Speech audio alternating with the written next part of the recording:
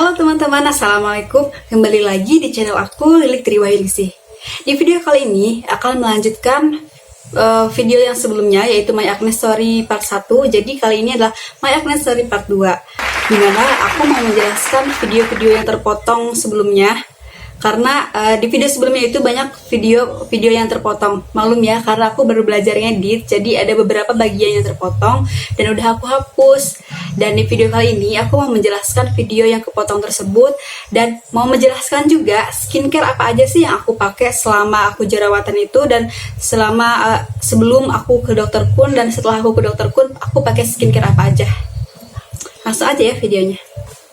Oh iya, selama aku jerawatan itu sebenarnya sebelum ke dokter kun itu aku udah beberapa kali ganti klinik kecantikan atau ganti klinik perawatan gitu loh.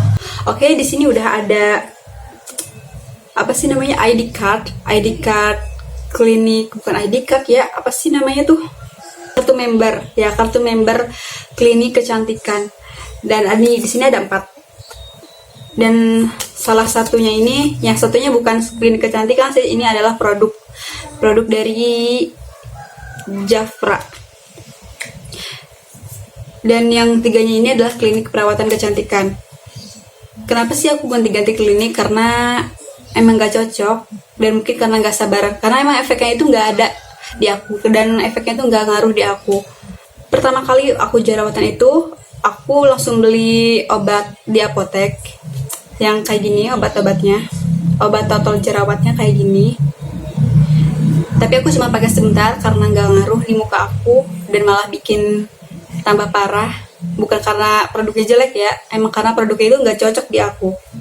Nah, selanjutnya setelah aku memakai produk dari apotek, beli obat totalnya di apotek, aku pakai yang alami-alami dulu. Pokoknya semua ngasih saran pakai yang alami dulu.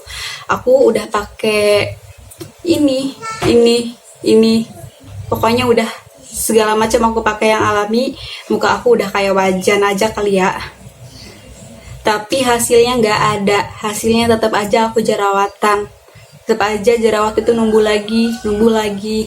Ya gitu aja terus. Lalu setelah aku frustasi nanganin jerawat aku kayak gimana, barulah aku memberanikan diri ke klinik kecantikan untuk melakukan perawatan wajah aku.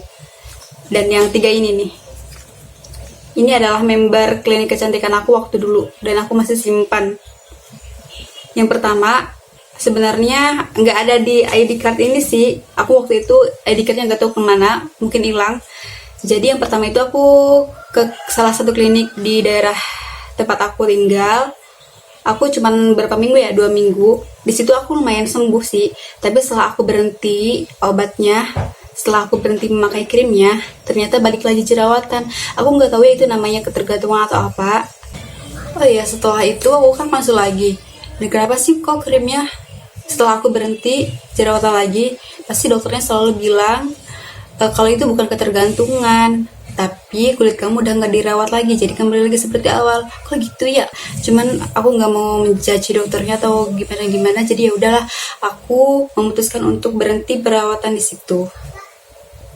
Oh iya, by the way, di klinik itu aku dikasih obat minum jerawatnya, dikasih krimnya, dikasih cleansernya, cuci mukanya, sabun cuci mukanya. Tapi ya udah, cuma 2 minggu itu aku sembuh, terus aku berhenti dan jerawatan lagi. Jadi aku memutuskan untuk berhenti di klinik tersebut. Lalu aku ke klinik selanjutnya, dan di klinik ini aku nggak akan ngasih tahu kliniknya ya, soalnya takut menjudge klinik tersebut gitu loh. Jadi aku cuma nunjukin aja ID cardnya ini. Nah, di klinik yang ini aku ternyata konsulnya itu bukan sama dokternya. Aku nggak tahu sih itu siapanya ya, mungkin itu asisten dokter atau apa.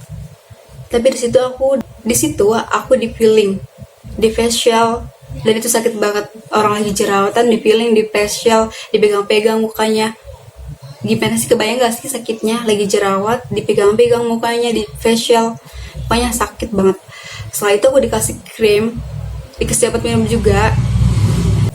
Dan di klinik yang kedua ini aku lumayan lama perawatannya karena mengandalkan kesabaran. Ya siapa tahu aja sembuh gitu ya.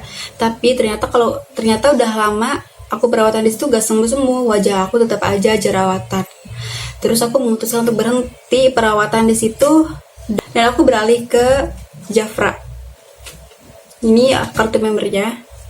Mungkin ada yang udah tahu Jafra. Aku memakai Jafra tapi tidak cocok di muka aku. Bukan berarti produknya jelek ya, tapi karena muka aku aja yang gak cocok pakai Jafra. Banyak kok yang lain, yang teman-teman yang lain cocok banget pakai Jafra. Dan setelah pakai Jafra ini, aku berhenti ya pakai Jafra, terus aku langsung ke klinik yang selanjutnya. Ini ID cardnya. Di klinik ini aku sebentar banget, sumpah sebentar banget. Karena yang pertama emang gak ngaruh di muka aku, gak menimbulkan efek apa-apa sih, cuman emang gak ngaruh aja di muka aku. Muka aku tetap jerawatan. Dan karena mahal banget, lumayan mahal di klinik yang ini. Karena emang tempatnya lumayan jauh juga di daerah aku. Dan selanjutnya aku langsung berhenti dari klinik itu. Terus aku pakai produk-produk yang ada di pasaran. Aku pakai ini. Setelah pakai itu muka aku ya biasa aja gitu, tetap aja jerawatan.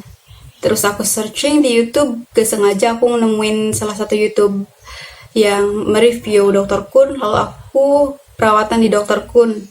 Bagi kalian yang belum nonton video aku sebelumnya, silahkan tonton ya, aku simpan linknya di description box di bawah.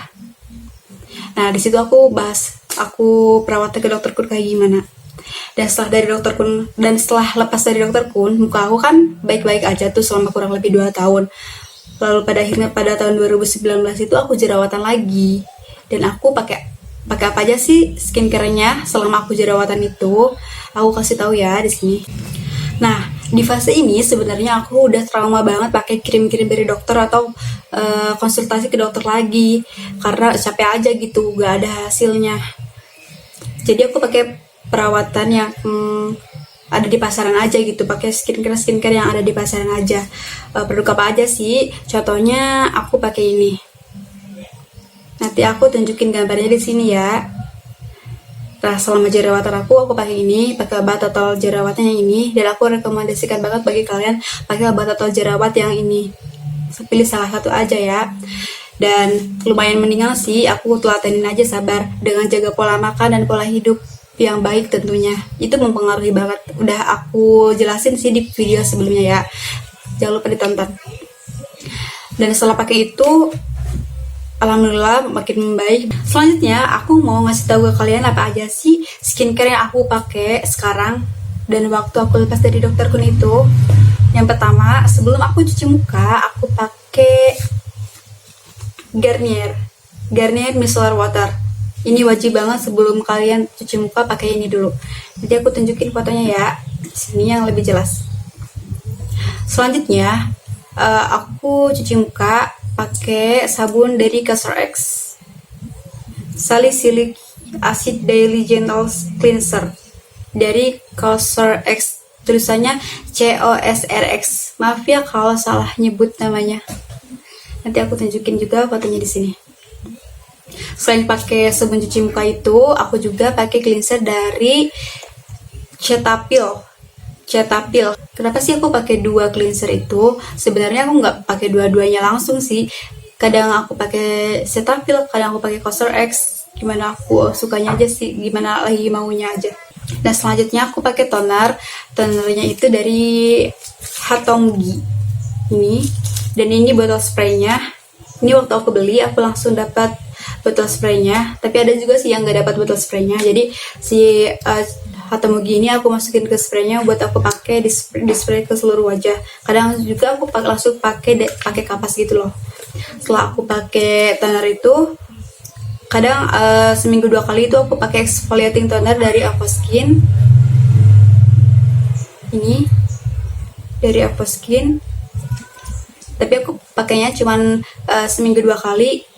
Karena ini buat mengeksfoliasi kulit kalian, karena di kulit kalian itu pasti banyak sel kulit mati yang harus kalian hilangkan. Karena sel kulit mati itu juga bisa menyebabkan jerawatan loh.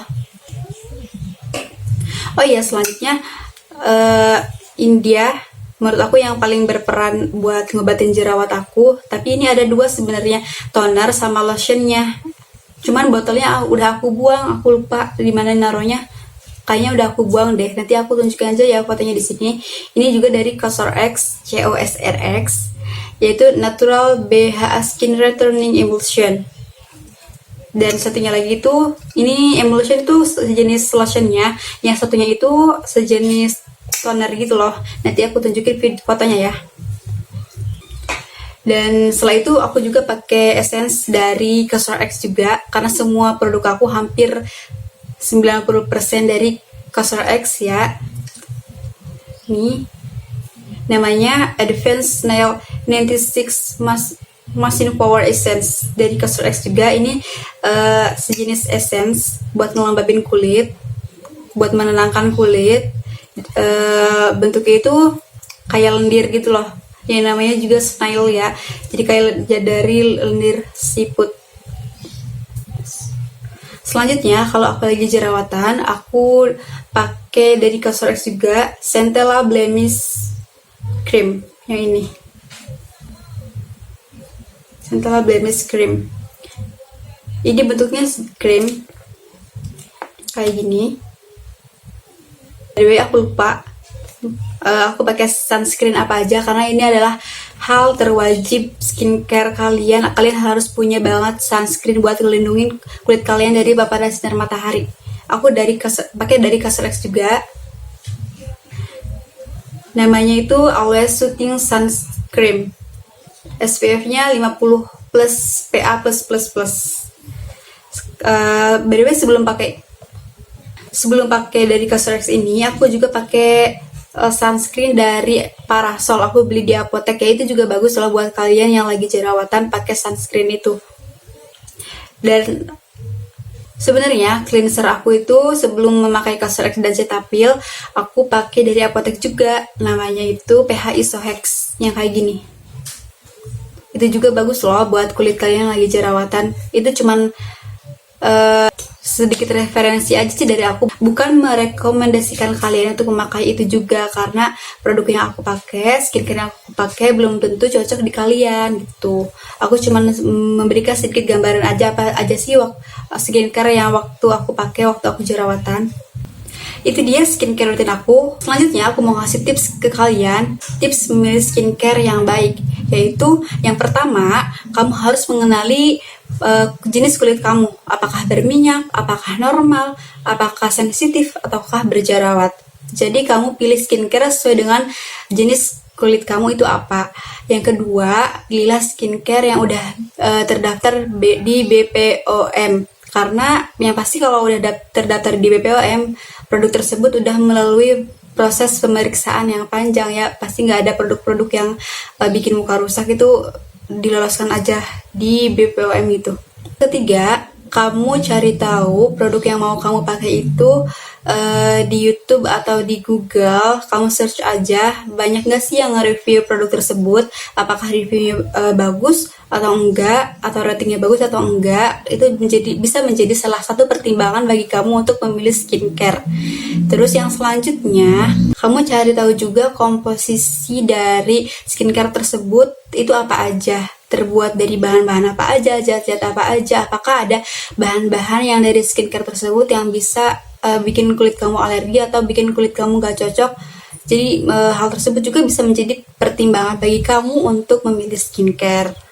Selanjutnya, menurut pengalaman aku ini sih ya, karena aku bukan dokter kulit atau dokter yang ahli di bidangnya juga, karena ini aku berbicara menurut pengalaman aku sendiri. Jadi kalau misalkan kulit kalian bermasalah, tolong banget jangan langsung ke dokter ya. Sebisa mungkin kalian atasi dulu sama produk-produk yang ada tentunya yang baik ya, jangan yang abal-abal, jangan yang gak jelas produknya kamu pakai. Jadi sebisa mungkin kalian atasi yang ada dulu. Sekian video kali ini, semoga bermanfaat. Thank you for watching. Assalamualaikum.